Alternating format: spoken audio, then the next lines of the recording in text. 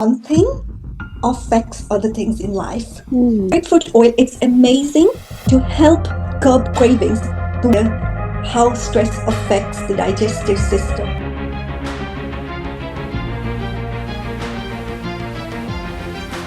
Welcome to today's episode. I'm thrilled to have Seema Shah, a holistic health coach and an expert in mindfulness, stress reduction, and lot more. Seema, thank you for joining us. Can you please tell about yourself to our audience? Thank you so much for inviting me for this, Dr. Yoga. So, I'm Seema, currently based in the UK. I primarily work as a clinician, but my real passion is holistic and alternative health. So, what I do is I also empower women with yoga, meditation, nutrition, so mainly plant based nutrition and health coaching as well. And these are my passions, empowering women with health and well being to live the best lives they can so they can empower their families and their society in general and the whole world. That's great. That's great. Okay, then our listeners would be eager to listen from you. So let's dive straight in.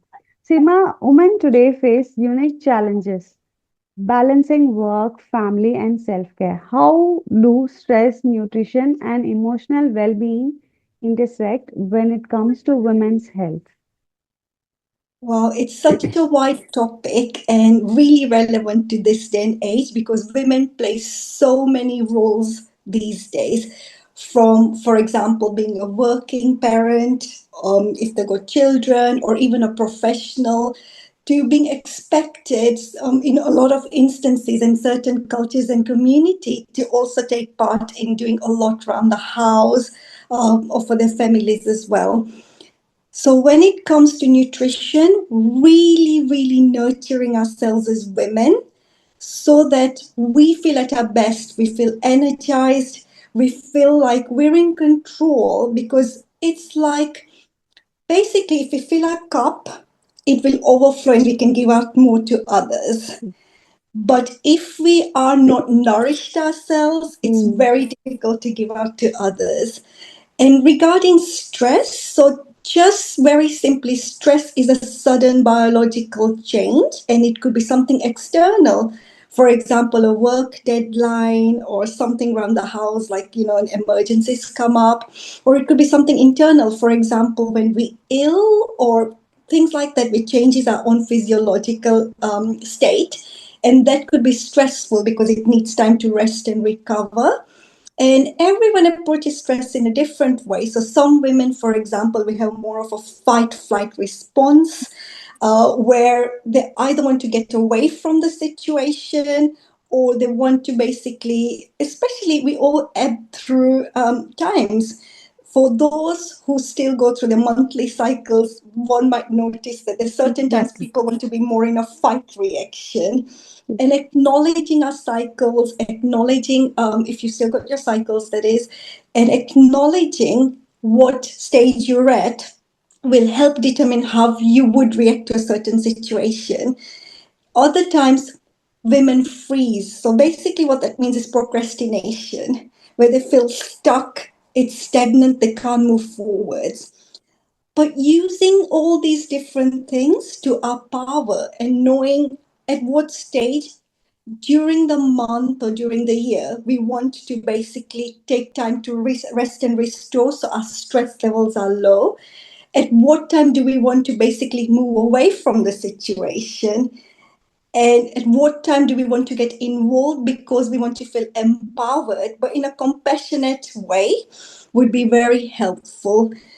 How I believe is what we do with one thing affects other things in life. Hmm. So, everything coming from a heart space, love and compassion for ourselves, emanating to others, really helps to get to a place where we're more calm, more collected, and we're more in control, but in a way that isn't negative to ourselves and others around us. Yeah, true, true, true. Very, very thoughtful actually. It's like you say, like we have the circadian rhythm, same way our menstrual rhythm has to be monitored and we had to have an eye on it to have a better wellness, right? Absolutely. Okay. Yes, yes, yeah. And if you got partners or other family members, it's all about authentic communication. Mm, Because, for example, your kids, partners, other family members, even work colleagues may not know why there's a certain pattern of behavior, for example, at certain phases. mm, So, if possible, communicating authentically, if you've got room to do so, is very powerful. yeah. Yeah, that's gonna bring a major shift in our environment and people and our communication too, right? Okay, Seema, mindful eating has gained popularity recently. How does it help reduce stress and promote overall wellness, especially for women? Absolutely. So, mindful eating is very important. It's basically self care in a Mm, different dimension. So, we're nourishing ourselves, we're eating mindful. And what does mindful eating mean? mm, It means we're eating with awareness, number one. yeah, Because sometimes when people are stressed, they either don't eat or eat the wrong things or overeat. So yeah. it's, depending on their personality, how they approach it. But being mindful is about being aware of every bite that goes in our mouth. And ideally, knowing what that's doing for us, being aware, is this making me feel good? Or Mm, it's not working for me. And we're all allowed to have treats from time to time, but it's about doing the right thing most of the time to make a big difference to our lives. Mindful eating is also about engaging all the senses. For mm, example, a whole apple or any fruit is going to be different from, say, the fruit juice. So, an apple juice, for example, to a dessert like an apple pie or apple crumble. yeah.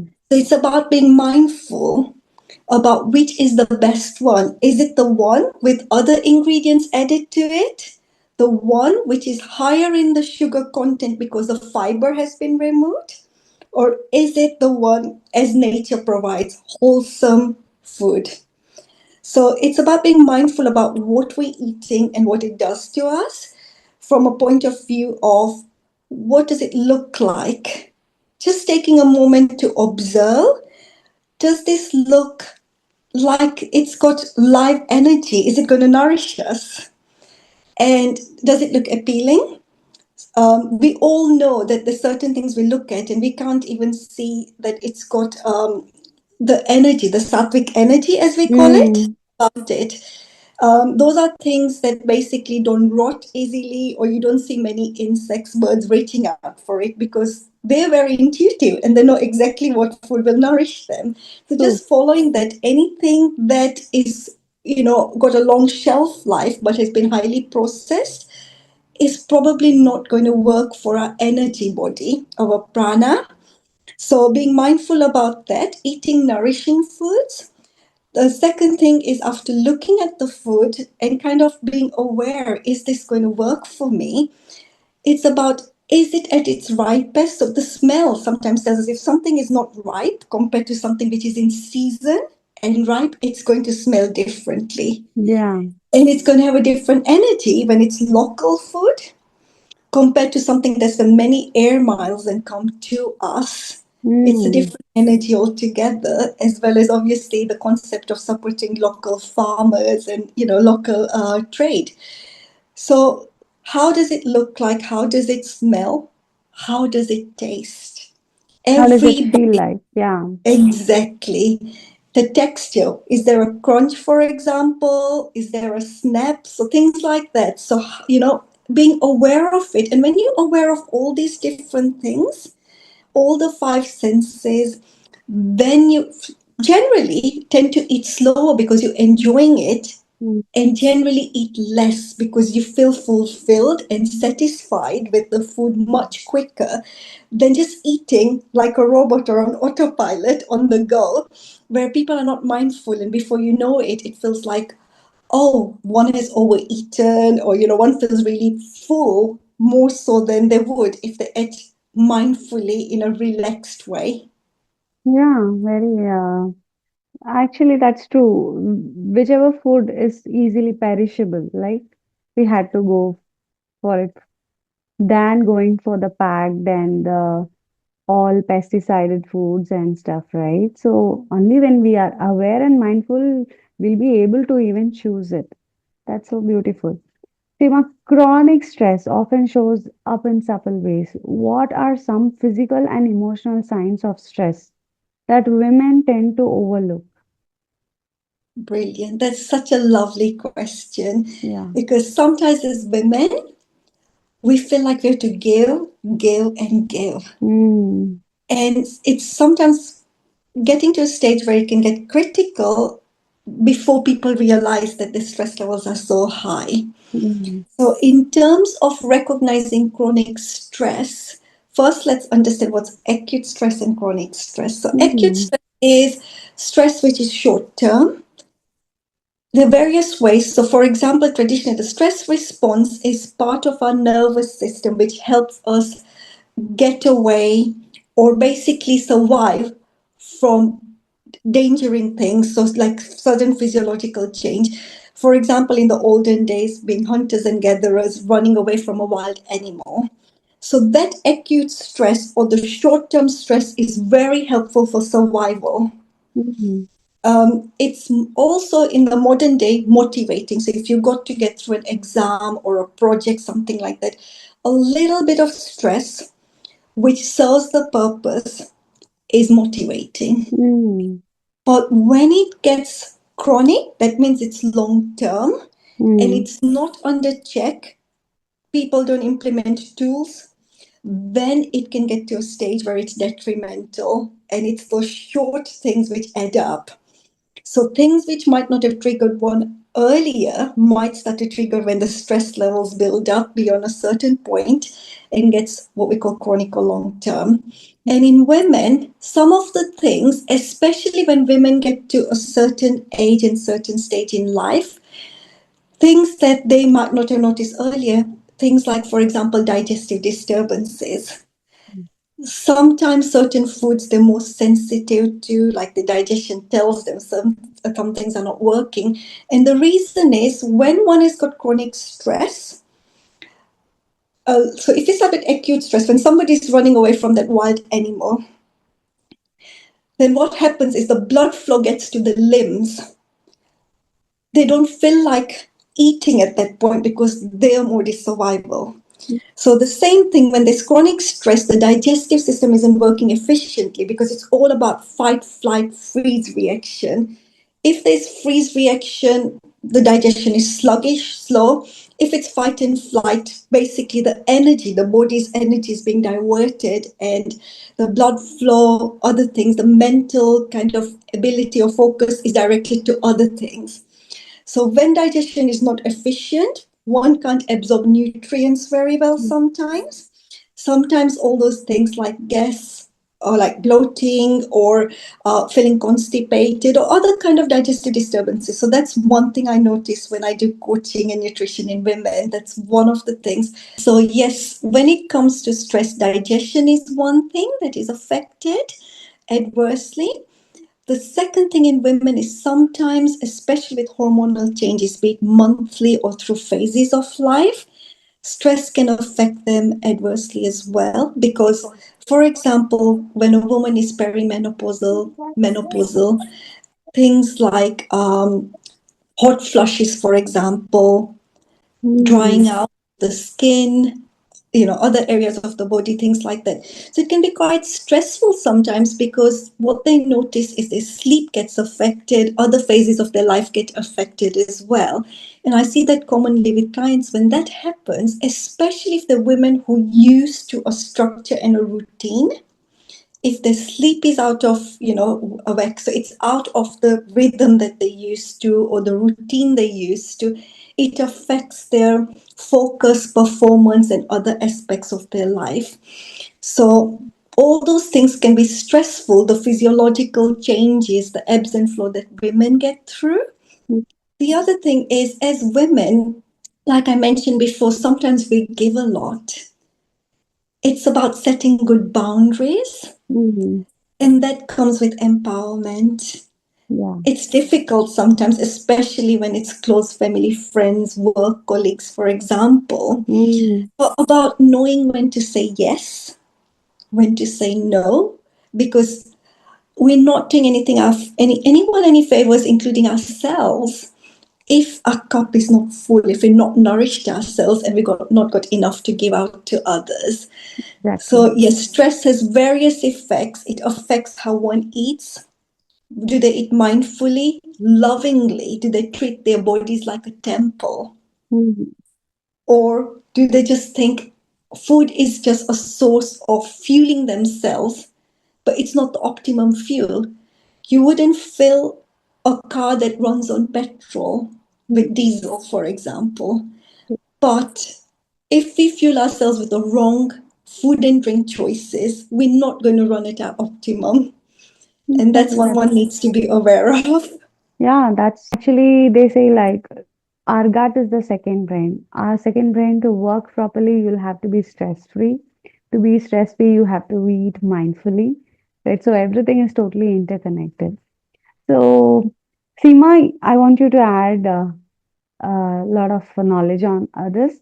Essential oils. Essential oils are becoming a go-to for stress relief, right? How can they work alongside mindful eating to create a more relaxed state for the body and mind to work with? Lovely, thank you. And yes, I love essential oils. It's a Mm, tool that I reach out for often. And here's why. Before I go into which essential oils, why do mm, essential oils work? So, for example, we all know of childhood memories where we've gone to a certain place, for example, a religious place where we've smelt candles, incense sticks, other things, or we've smelt somewhere, for example, jasmine or roses, or a certain perfume, or we know even before we see a person, okay, there is this person, especially if it's somebody, a family member, because the sense of smell is the first sense that develops. It's linked to the root chakra, the Muladhara chakra, and it's the first sense. So traditionally, when babies are born, they had closed. These days, babies are born with the eyes open as well, but mm, traditionally, eyes were closed. How did they know what the source of their food was and the association with their mother, for example? The sense of smell, they know where to go to, where to reach out for their food, even before the sight, which is mm, into the second chakra as well. But basically, what we need is the sense of smell. It's linked to our primitive brains, the limbic system. So, what that does is the sense of smell can basically cause brain changes which are so fast. Just smelling something, we know whether we're going to like that food, like a food we like, we start to salivate. It's that profound. And basically, that's how essential oils work. It's the sense of smell which is activated so quickly through our limbic system. What that does is it anchors things into us memories or mm, certain physiological states. And stress being a change or sudden change, if we wanted to counteract that, essential oils can work very well for that because it can change our physiology very quickly, the way our okay. limbic brain works.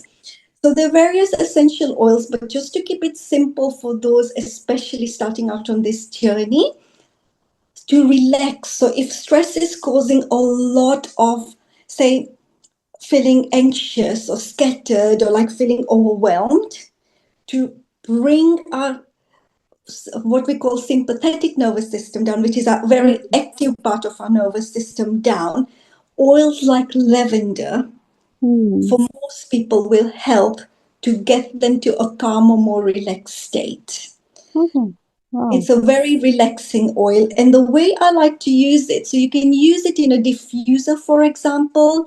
And lavender is so gentle that even it's used in a lot of baby products, for example. So a lot of them are lavender scented. It's one Mm, of the safer oils to use, especially if you've got a young child at home and you want to choose an oil that you're going to diffuse to calm the whole family down. Um, mm, Gentle enough for that. There are various ways of using it. Like I said, the diffusing is one. You can apply as long as it's a good, clean product. The different types of essential oils, some can be used on the skin, others just for diffusing. Um, so basically, if you're going to use it on your skin, just make sure it's suitable for that, the brand or the quality is suitable for that. How I like to do it is I like to think what's the fastest way of using these oils. Diffusing is one, and for those women that find it difficult, or you find that the children are finding it difficult to fall asleep, Mm. having one or two drops of lavender oil, a good quality one, because you're going to breathe that in inevitably, Yeah. in a diffuser running, say in the bedroom, half an hour to 1 hour before going to sleep, just making sure the doors and windows are closed. So the Mm. lavender oil is circulating in the room and it's got this calming, relaxing smell. So you're settling to sleep quickly. So that's one way I like to use it. The other way is, for example, if I find the stress is overwhelming during the day for me, I'll use a drop of lavender oil, especially on my right wrist. And the reason for that is one of the tools to reduce stress is the alternate nostril breathing, which Mm. is a pranayam, a breathing technique. Now, what that does is it works with both our sympathetic and parasympathetic nervous system. The right side of our body, the Surya Nadi, helps to activate us. The left side, the Chandra Nadi, linked to the moon, helps Okay. with the parasympathetic to relax us. So with the alternate nostril breathing, especially because I use my right arm, when I've got the lavender Mm. oil on my wrist, I'm breathing it in when I'm doing the breathing technique. And that for me is so balancing because the alternate nostril breathing is harmonizing, it's aligning our nervous system. So we Okay. neither feel like we're overactive, nor do we feel like we're say procrastinating or feeling stuck. So it's really a nice balancing pranayam to use. So that's one oil. Now, what about people when they feel so stuck, they're procrastinating, and they feel like they can't even make a move? They're so stagnant, they don't know where to start. And that's the stress response. So, uplifting essential oils, things like citrus oils. Mm. Bergamot is one of my favorite, which is like a little orange, but Mm. it's got a distinct smell. But you could use lemon, lime oil, orange, or why? If we go to say a Mediterranean climate or something where we smell citruses, it automatically uplifts us. We think Elevates your about the mood. summer season. Absolutely, yes. Mm. So for those people who are feeling like they're stuck, it's almost like they're feeling depressed rather than the anxiety, which is like an overwhelming reaction. Those citrus oils can be uplifting. Just word of caution with those. If you're out in strong sun, just be wary of some citrus oils. But other than that, if you're diffusing at home or things like that, it's amazing to shift your physiology and get you into a happier, joyous state very quickly. And Okay. then for women, hormonal balance, the last one, what I love is one called Clary Calm, but you can use geranium, you can use other floral oils like rose. So all those floral oils like rose and geranium Mm. are linked to the feminine energy, linked to Okay. the sacral chakra, linked to hormonal balance. And I absolutely love those if I feel I need some of them. Those can be used throughout the cycles. And when one wants to feel a lot of self love, in control, during times of PMS, and during times where one feels like they just need some TLC for themselves. Okay. That's so beautiful, and I'm gonna inculcate this in my daily routine as well. Are there any specific essential oils that you'd recommend to improve digestion or reduce emotional eating triggered by stress? Yes, so three that come to mind straight away. Peppermint oil. So, Mm. peppermint oil, again, with essential oils, they're very, very potent. Okay. So, you got to be careful if you're using it as an essential oil because overdoing it is not good. And then, if you're using it for digestion, are you applying it, for example, near the navel, or are you just basically inhaling those oils through a diffuser? Mm. because any oils which are taken internally, one needs to be licensed or marketed as such. There needs to be very pure products. Anything with fillers or anything that's only marketed for external use, please avoid for internal use. Okay. Saying that, peppermint oil is a great one. It's an uplifting oil. Peppermint is great, or any mint for that example. It's really great for digestion. Okay. Traditionally, people in various cultures, sometimes you chew on holly basil, peppermint, things like that after a meal. It's really good to, de-stress, decompose, but at the same time uplifting as well. Yeah. So that's one. Ginger. Mm. We know that ginger used commonly in cooking is great for digestion. It's anti-inflammatory, especially if you've got digestive symptoms, signs and symptoms to linked with stress or inflammation. So ginger is a beautiful one as well to use. Again, a little bit, provided it can be used safely externally around the navel, the solar plexus chakra. Ginger oil is great for the solar plexus chakra as well. Okay. Great to be used. Might need to be diluted with a carrier oil like a coconut oil or something if it's really potent, but that's really a great one. And then the third one, which comes to mind, apart from peppermint, which is uplifting, it peppermint helps to pep up the digestion. Okay. Ginger helps to calm down. It's anti-inflammatory. And the third essential oil, especially for people with food cravings, if they feel they're emotionally eating, Eating. and tend to eat a little bit more. Now, with this one, be cautious, especially if you're on a hypertensive, so like high blood pressure medication. But grapefruit oil, Mm. scientific studies done, it helps to curb cravings. Mm. But word of caution for people who are on some hypertensive, so high blood pressure medication, it's contraindicated. For those who can, grapefruit is great.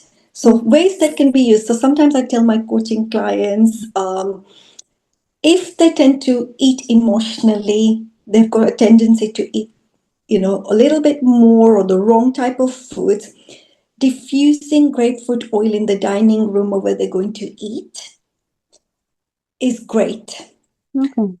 Once they've got that and they're taking a few deep breaths, so usually I like to put some intention before I eat, some sort of grace or prayer, take a few deep breaths. Because when we take a few deep breaths before we eat and link it to, say, the grapefruit oil or just our routine of a basically ritual of eating, and I love to see eating as a ritual where I'm Mm. myself rather than on the go. So, taking a few deep breaths and really being grateful for the food that you're about to eat. And the breaths, when you take deep breaths, it composes your nervous system where it's calmer. It activates the parasympathetic nervous system. Because if we're eating on the go and we're eating straight, when we're in a stressful situation without recomposing ourselves, it's easier to eat without the awareness, to eat, the wrong type of foods more than when we feel full, and also our food not being digested well. Because, like we mentioned earlier, how stress affects the digestive system, where the energy of the body, the blood flow, the resources are going to the limbs rather than being effective with the digestion. So, with the grapefruit oil, it's amazing to help curb cravings. The way it works, Okay. it really helps to recompose our cells cravings. So I recommend for people if they can diffuse it. If you can't, same as the lavender oil, a little bit, it might need dilution with a carrier oil. On the wrist, do a few breathing techniques. Various other breathing techniques which are great to prevent emotional eating and reduce stress as well in general. So, for example, if you're stuck in traffic or you just need a minute or two from a situation to recompose yourself, breathing techniques amazing. If you got an essential oil to link with it, great. With the grapefruit oil, Mm. using breathing techniques like the alternate nostril breathing, box breathing. So breathing for a count of 4, slowly and consciously, really appreciating feeling the air through the nostrils going all the way, breathing deeply, filling your abdomen like it's expanding. So the Mm. sensation like really fully breathing, holding for a count of 4, then breathing out slowly for a count of 4, feeling the air coming out through the nostril, holding for 4. Doing a few rounds of that box breathing. So 4, hold 4, breathe out 4, and then hold for 4. That really helps to reset the nervous system and will really help to calm one down. And it's all about, it's nice knowing about what is causing the stress. So you're Mm. aware of it. It's nice knowing about what kind of reaction one has to stress. Are you freezing? Is it more like a fighting reaction? Is it more like a flight, you want to run away from the situation?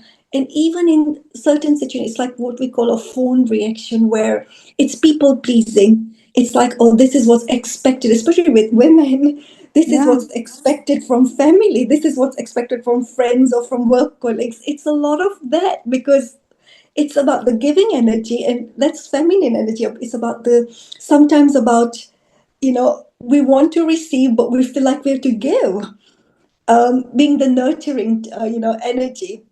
So sometimes about resetting ourselves, being aware of ourselves, using simple tools that we can in our busy lifestyles, Mm. essential oils, which work quickly, and then breathing techniques you can do if you're stuck in traffic at any other point. Really great. Those simple few minutes that you can, pockets of time where you can help yourself. Yoga poses. So, Oh. for example, the ones which are commonly known and works for most people is things like savasana, the corpse pose, lying down, face up, hands and feet slightly apart, and just taking time to breathe. And if you so according to Ayurveda, the different body types, Vata, Pitta, Kaphas, people Mm. have got combination. For those of the women that are Vata type, where it's more like the minds are wandering all the time. Sometimes doing these poses are not easy because their mind is wandering. So combining it with, say, a diffusing essential oil that they can, an affirmation, combining it with, you know, focusing on a body part or focusing on certain thought can help bring their mind, their focus back to the practice. But that's really great for calming. Another one is balasana, or the child's pose, Mm. which is basically you bringing your forehead, and then the forehead, the third eye, is linked to sleep patterns. So Yeah. that's really amazing for recomposing and de-stressing. So, sleeping better, decomposing, things like that, done really nicely in the evening for people who find it difficult to fall asleep as well, these poses, and they're relaxing and de-stressing as well. Yeah. This was very, it was like a short webinar because you have given all the details of how to use the essential oil and where to use, how to use, when to use.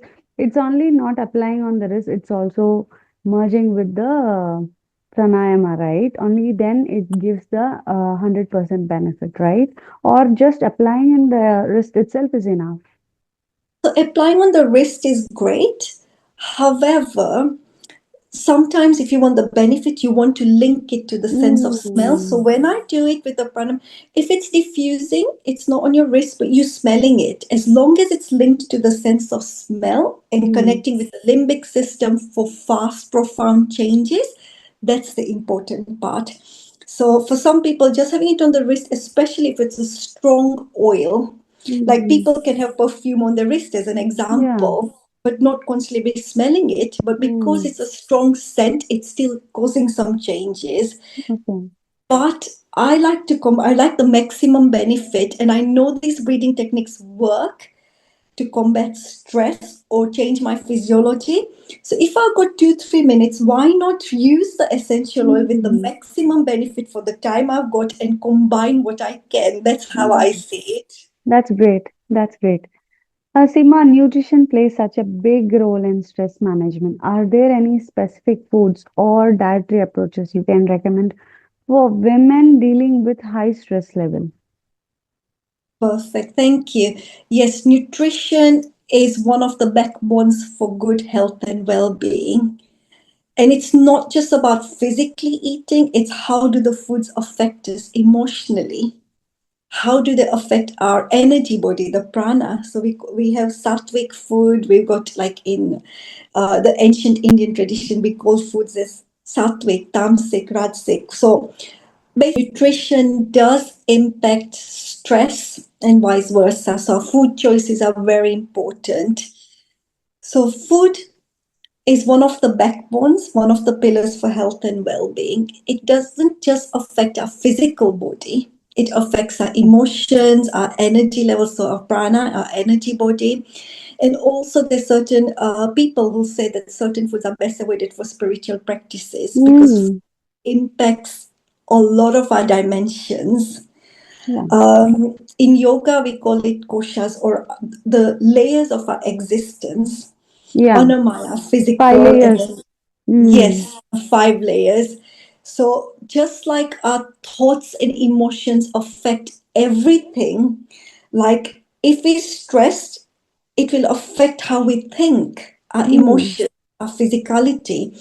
But the other way, the food we eat, which is a physical thing from the earth, will affect the other dimensions as well. So it's like, they both merge vice together, versa. everything affects each other.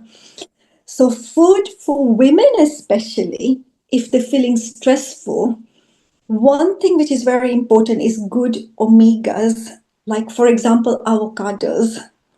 And the reason for that is stress is linked to the nervous system. The omegas great for nervous system digestion. It's a major component. The essential fatty acids, good fats, essential for our health. So that's one thing. The other thing is when women are stressed, more often than not, they reach out for foods which are high in carbohydrates, for example. So fried foods, high kind of processed foods, white flour based foods, things like that. Having adequate and good quality protein is very important. So nuts, ideally pre-soaked so they're easier to digest. Seeds like, for example, certain seeds, flax seeds, hemp seeds, great. Flax seeds are great for also in terms of adding fiber, the essential fatty acids, as well as if people are feeling the digestive distress with stress to do with constipation, things like that. Chia seeds, great. They've got a large profile of different nutrients in them, but all those nut seeds are great. I personally prefer natural sources of protein, beans, lentils, things like that. Again, a lot Mm, of them have to be pre-prepared in terms of soaking and cooked well to be digested well, as opposed to more of the commercial, protein products. And the yeah. reason for that is the energy. That is great as a go-to, but when it comes to the foods, the energetics of foods, the sattvic foods, I prefer the natural sources more than the ready-made things. But that's a personal preference. Different things work for different people. So we've talked about things like avocados, to do with the omegas. We've talked about proteins, and then wholesome sources of carbohydrates. Okay. If you want to eat something that is high in carbohydrates, simple swaps. For example, brown rice Hmm. instead of white rice. And most people find brown rice is more chewier. They need less in terms of portion size than the white one. Hmm. Brown rice has got a lower glycemic index. In other words, it takes longer, Hmm. basically, and it's less. It spikes the insulin, the blood sugar levels less. Brown bread, for example, if you're going to have bread compared to the white bread. So simple swaps, which makes one feel fuller for longer and feels more nourished, has more Okay. nutrients rather than the nutrients stripped off it. So that's the advice I'd give. Look for wholesome, seasonal, local food if possible. ancestral food. Like lentils work well for me from my Indian ancestry. For other people, it could be different things. For example, tofu, if you come from more of an Oriental thing. So Yeah. different sources, but working with what our body recognizes, what our DNA recognizes as well, because that's less stressful than eating something which is completely different for our body to recognize. True. So yeah, those are the elements I'll give. Eat organic where you can. It's difficult, so try. If you're passionate about growing things, even Mm. growing certain things like herbs, things which are simple to grow. For example, mint is very Mm. simple to grow, doesn't need much maintenance, but those little things, and mint, like we talked about earlier with the essential Yeah. oil, really great for digestion. It's great for uplifting ourselves as well. Yeah, that's great. That I think inculcating these small habits in our daily routine itself will make our nervous system soothe, right? If you had to pick, what are your three essential oils for promoting relaxation and balance for women? And how do you recommend using them? Perfect. So lavender we've talked about. Lavender is my go-to. Works for most people, so you can be used as families, common areas like the living room, all that. So that's my Mm. go-to. If you wanted Okay. a more relaxed home environment in general, and as a woman feeling more relaxed, that's a great one to have. Second one is Roman chamomile. I love Mm. that, the relaxation thing. In fact, chamomile tea is also Tea. another one in the evenings where people can have. So they're relaxing before bedtime. Don't have it just before bedtime. You don't want a lot of fruits just before bedtime because you don't want Mm. an interrupted sleep. But have it an hour or two before bedtime. Chamomile really helps. Or you can use the essential oil. Again, I like to combine it with my pranayam. Mm. Chamomile is also great and soothing for the skin. Again, another one used commonly in baby products as well. For example, some teething preparations also have it for Mm. children. It's very soothing, very calming as well. So chamomile is another one I'd incorporate either on my pulse for breathing, diffusing, or even if I'm going to apply, say, a moisturizer before bed, I can put a drop in it, mix it in, and apply it on my face, for example. And that really helps to soothe me down because it's the relaxation associated with that oil. And the third one, especially for women, which I absolutely love as one to de stress, is one that is a very loving, soothing, nurturing oil, and that's rose essential oil. Oh, yeah. Yeah, because when there is a lot of self love, we're coming from a place of self nourishing self love. We've just got more to give out to the world, Yeah. and it shows through.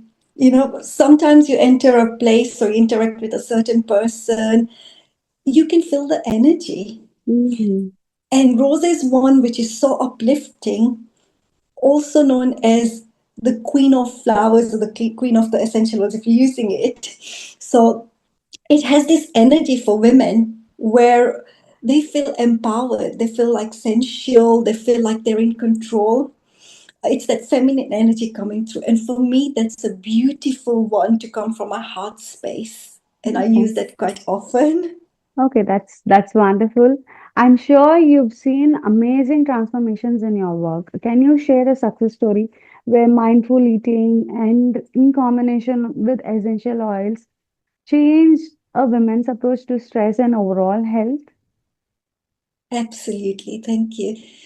So there are various aspects. I've had various clients using different essential oils because different personalities. And like we discussed, there's different stress responses. Some feel Mm. more of the freeze response. Some feel that basically they've got the fight or flight response, things like that. So in terms of overeating, most of the times it's mindless eating due to feeling lonely, boredom, feeling like less than, feeling, some sort of lack somewhere. And for a lot of people, just filling themselves with food is something that they're doing. subconsciously sometimes, and a lot of the times I find that that comes from childhood patterns or certain Yeah. things that have happened in their childhood, and that's their way of coping with the current situation that they might be going through. So one thing, if it's to do with childhood, going back to what has caused that, where has that eating pattern come from, when did it start, why did it happen, then Mm. I'm in a better situation to address it. So for this particular lady that I recently did a 3-month coaching program and partnered with her so that I could help her with her health and well-being, emotional eating was a big thing which stemmed from her childhood. To see myself when I work with clients as partnering with them, Mm. because that is so important, coming from a heart-centered place and feeling like I'm partnering with people and I'm helping them, but at the same time they're helping themselves and we're working together for the best outcome that we can get. So bless her emotional eating was linked to childhood. Mm. Her parents were very busy, they had their own business, so she felt a lot of the time growing up like she was abandoned or left to herself. And she picked up on foods like crisps and chocolates that were her anchor, that made her feel soothed and comforted for that moment in time that she needed it. She felt like she had something that she could anchor onto. And we needed to break that pattern. And it was so deep rooted all the way from her childhood. She's now in her late 40s. So Mm. you can imagine the number of Yeah. decades or years Long that years, this long years. pattern has been going on. Compounded with that, being a mother, she had piled on pounds through the years, through her Mm. pregnancies, through her emotional eating. With that, her sense of self confidence was very low because she didn't feel good in herself internally because she knew that the food was controlling her. Mm. Every time that she felt a certain way, where she felt lonely or bored, she was reaching out for this food subconsciously. She wanted to do something about it, but she didn't know how to. And then, compounded with that, she, even though we talk about don't have those foods readily in the house, things like that, where she lived, she could go within 10 minutes walking distance to a convenience store and literally grab a bar of chocolate or a packet of crisps if she really felt the urge for that, because she was so anchored into it. So the way around it was we were working on how do we address not just her eating habits as they are now and they've been, but what are the emotions behind it? Mm. Because a lot of the times it's those emotions when we do anything in life, why are we doing it? Yeah. There Yeah, is some trigger behind, right? there Yeah. is some trigger behind it, be it eating, be it going to an event. Do we want some joy with an experience? Do we feel a certain way? So there's always that emotion, there's a thought pattern leading to that emotion as well. A lot of the time we think that that chocolate, that packet of crisps is going to give us the joy that we Joy, want which we. at the Mm. moment. So it's about breaking those things. Yeah. And the essential oil that helped her was lavender Oh. combined with rose. So what we did, because she was eating a lot at night time. She had a dinner. She knew she wasn't supposed to eat after that, but it was this emotional eating post dinner, late into the night, which affected her sleep patterns. So we used to use lavender in the evenings. So she had the diffuser on in her room about Mm. an hour before she went to sleep. I asked her to use lavender on her pulse point like half an hour after eating her dinner. We wanted her to have a productive day, so not to use it too early unless she needed to, but after dinner, so that she would be ready to wind down, have a better sleep pattern. Once we improved her sleep pattern and the lavender helped, her emotional eating at night stopped. It still carried on during the daytime, but at least she was in a healthier place where she had some control. Alongside that, with the pranayam, the lavender oil she use affirmations, things like I am more than enough. So every time I am more than enough, just internally to herself, because she felt like she had no control over what she ate, in certain aspects of her life. So with affirming that I am more than enough, it's already an empowering affirmation where you feel you're under control. And that gave her the control to stop emotionally eating in the evenings. But she needed a lot of self love and compassion because she felt as a child the abandonment. She felt that her parents weren't there for her and she had to fend for herself. So she wanted that compassion, self love that she lacked. So during the daytimes, we reached out for rose essential oil. The way I asked her to apply it was a little bit on the palm of the hands, rub it together, really lovingly inhale it with her eyes closed, and just connect with the energy of the oil, just the loving energy of the oil. And the affirmation we use is I love myself unconditionally. I love myself unconditionally. And through the program, she's like, oh, I really feel I can't forgive myself. I'm like, why don't we then change it to I love myself unconditionally and I forgive myself radically. So we use both those affirmations with the rose oil.